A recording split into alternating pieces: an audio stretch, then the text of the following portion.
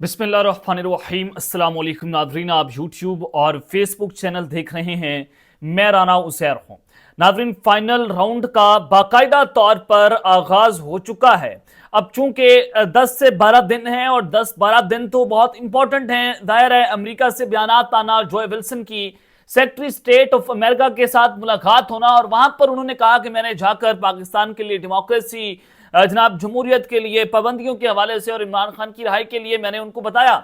सब कुछ वहां पर डिटेल हमने डिस्कशन की। लेकिन रमजानुल मुबारक का महीना इस पूरी सिचुएशन को लेकर बहुत इंपॉर्टेंट है। कुछ अहम तरीन खबरें, बड़ी ब्रेकिंग न्यूज मैंने आपके सामने रखनी है कि जनाब रमजानुल मुबारक के बाद अब होने क्या जा रहा है। फाइनल डेडलाइन का ऐलान कर दिया गया है और ये जो डेडलाइन अब की बार आई है, जो ऐलानात हुए हैं अडयाला जेल से, बहुत इंपॉर्टेंट है। तमाम तर तफसीलात इस हवाले से मैंने आपके सामने आज के इस व्लॉग के अंदर रखनी है। लेकिन दूसरी जानिब जनाब एक तरफ तो इमरान खान अपनी पॉलिटिकल मूव करेंगे, जाहिर है वो प्रेशर भी डालेंगे, वो जनाब सिस्टम को अंडर प्रेशर लाने की जो है वो कोशिश भी करेंगे। लेकिन इस पूरी सिचुएशन के अंदर ये सिस्टम क्या सोच रहा है, मुक्तदरा क्या सोच रही है, this is very important now कि ये जो फैसला वहां से होना है वो क्या करने जा रहे हैं। ये इस हवाले से भी कुछ इंपॉर्टेंट डिटेल्स मैंने आपको बतानी है। और फिर जनाब IMF के हवाले से खबर है कि एक हाई प्रोफाइल वफ्द जो है वो दोबारा से पाकिस्तान का हंगामी दौरा करने जा रहा है। कब करने जा रहा है, क्यों करने जा रहा है, ये दौरा बहुत इंपॉर्टेंट है। वो मैंने आपके सामने आज के इस व्लॉग के अंदर रखना है कि इस्लामाबाद के अंदर इस वक्त चल क्या रहा है। लेकिन आगे बढ़ने से पहले आप सबसे दरख्वास्त के चैनल को जरूर सब्सक्राइब कर लें, बेल आइकन को दबा दें। आने वाली तमाम तरह अपडेट्स आपकी खिदमत में बर वक्त पेश होती रहें।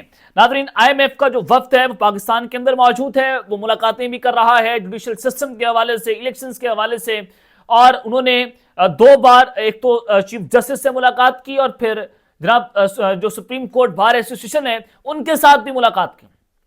अब IMF हो, वर्ल्ड बैंक हो या दीगर ममालिक हो, वो पाकिस्तान में ये दबाव डाल रहे हैं कि आप अपने मुल्क में पॉलिटिकल स्टेबिलिटी लेकर आए। और पॉलिटिकल स्टेबिलिटी जुड़ी हुई है हमारी इकोनॉमिक स्टेबिलिटी के साथ। लेकिन वहीं पर जनाब जो आर्मी चीफ जनरल सिमरी साहब ने आज इनिशिएटिव, ग्रीन इनिशिएटिव कॉर्पोरेट, जो उनका SIFC के प्लेटफॉर्म के जरिए ये पूरा जो प्रोजेक्ट है वहां का दौरा किया उन्होंने। मरियम नवाज भी साथ थी, आर्मी चीफ साहब भी साथ थे और वहां से ये मैसेज किया कि पाकिस्तान इस वक्त तरक्की कर रहा है। पाकिस्तान जो है वो हमारी फौज इस पूरे सिचुएशन को लेकर, यानी कि जो मईशत है उसमें सिविल गवर्नमेंट का भरपूर तरीके से उनकी मदद करेगी। सिविल गवर्नमेंट और मिलिट्री जो है वो एक पेज पर मौजूद है मईशत को लेकर। ये एक मैसेज, बड़ा तगड़ा मैसेज था, पॉजिटिव मैसेज था। लेकिन जनाब मैं आपको जो बताना चाहता हूं कि IMF का वफ्द तो एक पाकिस्तान में मौजूद है और ये जनाब जिस तरह से जुडिशल सिस्टम के अंदर इंटरफेरेंस हो रही है, ये बड़ा अलमी है पाकिस्तान का और बहुत बड़ा सवालिया निशान है। इस पर तनकीद भी हुई, लेकिन हमारी हुकूमत ने एग्रीमेंट कर लिया तो IMF तो जाकर मुलाकातें करेगा क्योंकि आपने उनसे पैसे लेने, पैसे नहीं लेंगे तो पाकिस्तान डिफॉल्ट कर जाएगा। खुदा ना खास्ता ऐसा हो, सूरत हाल उस तरफ जाए। लेकिन जनाब अब IMF का एक और वफ्द जो है वो 24 फरवरी को पाकिस्तान आ रहे हैं। एक वफ्द तो चला जाएगा तो उसके फौरी बाद, आज 15 फरवरी है, यानी कि तकरीबन 7-8 दिनों के बाद 24 फरवरी को IMF का दूसरा वफ्द पाकिस्तान आएगा। यानी कि कुछ अच्छा नहीं चल रहा। All is not well for the government. सब अच्छे की रिपोर्ट जनाब नहीं है। इसका मतलब यह है कि बात बिगड़ रही है। एक खबर तो यह है। दूसरी खबर अमेरिका से भी है कि जो विल्सन की मुलाकात हुई और फिर हमारे doctor Arif Alvi, former president जो हैं, वो अमेरिका के अंदर शहबाज गिल वहां पर जाकर मुलाकातें कर रहे हैं। और इसी वजह से साहबदार जो है वो सिक्योरिटी काउंसिल की कॉन्फ्रेंस के ऊपर वो अमेरिका जाएंगे 2 दिन के बाद। मोहसिन नकवी ने जो अमेरिकन एम्बेसडर हैं कायम मुकाम पाकिस्तान के अंदर, अभी पाकिस्तान में डोनाल्ड ट्रंप ने अमेरिकी सफीर की तैनाती नहीं की, लेकिन जनाब वो कायम मुकाम अमेरिकी सफीर से मिल रहे हैं। तो इससे नजर आता है कि जनाब कहीं ना कहीं तो फ्रस्ट्रेशन है। चलें जनाब, मैं आपको जो अब खबर देना चाहता हूं कि रमजानुल मुबारक के बाद जनाब होने क्या जा रहे हैं। तलाक को ऐलान हुआ है और ये डेडलाइन है बाकायदा तौर पर। ये मैं आपको खबर देना चाहता हूँ। इमरान खान साहब ने 2-3 इंपॉर्टेंट बातें की हैं। एक तो हमाद अजहर की रूपोशी के हवाले से सोशल मीडिया पर बहुत तनकीद हो रही है कि वो जनाब रूपोश हैं, वो सामने नहीं आ रहे। इमरान खान ने कमात दिए हैं कि वो सामने आ जाए, लेकिन वो रूपोशी ख़त्म नहीं कर रहे। लेकिन आज इमरान खान साहब ने उस हवाले से उसकी भी क्लैरिफिकेशन दे दी है। इमरान खान ने आज जब अडयाला जेल में इमरान खान से पंजाब के हवाले से बात हो रही थी तो इमरान खान ने पूछा कि सोशल मीडिया पर क्या चल रहा है, हॉट इश्यूज़ क्या हैं। फिर फिर उसी तरह बात करते हुए इमरान खान के सामने ये बात भी रखी गई कि आपने हमाद अजहर को रूपोष रहने का कहा है, जिस पर इमरान खान ने कहा कि उन्होंने मेन लीडरशिप को टारगेट किया हुआ था। वो उठा लेते हैं, नंगा करते हैं, कपड़े उतारते हैं। वक्त आने पर मुराद सईद, हमाद अजहर और मियां असलम इकबाल को कहूंगा कि वो मंजर आम पर आए, लेकिन अभी तक इमरान खान ने कहा कि तीनों जो है वो रूपोष रहे, लेकिन अभी वक्त नहीं आया। वक्त आने पर मैं ऐलान कर दूंगा कि तीनों जो है मंजर आम पर आ जाएं और तीनों मंजर आम पर आ जाएंगे। मियां असलम इकबाल भी एक दो बार आए, हमाद अजहर भी, लिबर्टी भी आए, लाहौर के एक दो एहतजाज के अंदर वो मंजर आम पर आए और एक दो खिताब भी उन्होंने पीटीआई के जलसे से किए। लेकिन मुराद सईद जो है वो अभी तक उनकी ना कुछ तस्वीर आई है, फिर वो वीडियो पैगाम आ जाते हैं, वो भी ग्रीन स्क्रीन पर जनाब वो अपना बयान जारी करते हैं, क्योंकि वो समझते हैं शायद उनकी जान को ज्यादा खतरा है। तो मुराद सईद जो है वो अभी तक मंजर आम पर नहीं आए फुल फ्लेश जो है, लेकिन वो भी आ जाएंगे इमरान खान के हुक्म के बाद। अब जनाब फिर उन्होंने आज इमरान खान ने एक और अहम बात की कि 9 मई की गिरफ्तारी के बाद इस्लामाबाद हाई कोर्ट में गया तो वहां पर क्या हुआ, सबने देखा। हम 9 मई पर इसीलिए जुडिशियल कमीशन मांग रहे हैं। हमारा मौकफ है कि 9 मई फॉल्स फ्लैग ऑपरेशन था, हम रियासत से आइन और कानून के मुताबिक इंसाफ मांगते हैं। और फिर जनाब उन्होंने ये भी कहा कि मैं आखिरी गेंद तक लड़ूंगा। ये कहते हैं कि तहरीक नाकाम हो गई या हम बंदे नहीं निकाल पाए, ऐसा होता तो 26 नवंबर को गोली न चलानी पड़ती। इमरान खान साहब का अपना पॉलिटिकल मौकफ ये है कि जनाब हम तो जीत रहे थे, आप कह रहे थे कि बंदे नहीं आए तो आपने गोली क्यों चलाई। ये सवाल खान ने आज पूछा। लेकिन इस पूरी सिचुएशन में ये सिस्टम क्या सोच रहे हैं, अब देखें, आपने खतूत लिखे, 3 बार खान साहब ने खतूत लिख दिए और अब चौथा खत जो है वो यूएन के जनरल सेक्रेटरी जनरल को लिखने जा रहे हैं।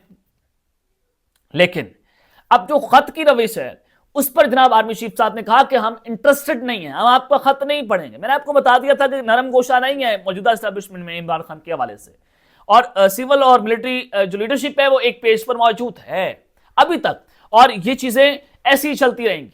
यानी कि ये मैसेज दे दिया गया कि ये सिस्टम चलता रहेगा।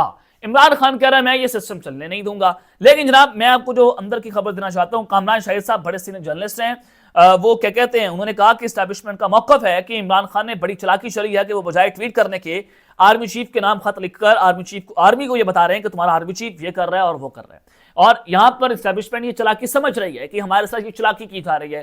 पहले खान साहब ट्वीट्स कर रहे थे, वो पूरा सोशल मीडिया देख रहा था और उस पर जाहिर है वो जो ट्वीट्स थी उस पर जो लफ्ज इस्तेमाल किए जा रहे थे उस पर बहुत सारे लोगों को इतराज भी था। अब उन्होंने कहा कि वो ट्वीट्स बंद किए हैं तो वो खतूत लिख रहे हैं, तो हम समझते हैं ये सारा कुछ क्यों किया जा रहा है। तो एस्टैब्लिशमेंट का मौकफ यह है कि हम फिर भी आपके साथ इस तरह से मुज़ाकरात नहीं करेंगे, आपकी शराइत के ऊपर मुज़ाकरात नहीं करेंगे, क्योंकि army chief is happy with the जनाब जो ये वफाकी हुकूमत है और जो पंजाब की गवर्नमेंट है, आर्मी चीफ साहब उनसे खुश हैं, क्योंकि वो जिस तरह से मुख्तलिफ किस्म के प्रोजेक्ट्स मरियम नवाज लेकर आ रही हैं तो उसके ऊपर वो खुश हैं, अच्छा काम कर रही हैं और सही तरीके से चल रही हैं। तो एक खबर तो जनाब मैं आपको ये दे रहा हूं।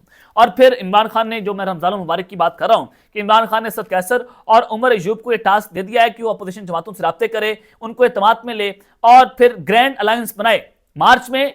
अब जाहिर है मार्च के अंदर रमजान मुबारक है और रमजान खत्म होते ही, मानी मार्च खत्म होते ही पाकिस्तान तहरीक इंसाफ एक बहुत बड़ी एहतजाजी तहरीक का ऐलान कर देगी। फवाद चौधरी साहब ने भी इसकी तस्दीक की है कि आज इमरान खान साहब ने बातें की हैं और ये भी कहा कि मारन बलोच जो है उनको भी ऑन बोर्ड लिया जाए, उनके साथ मिलकर एहतजाजी तहरीक का ऐलान किया जाएगा और मुल्क की एहतजाज होगा।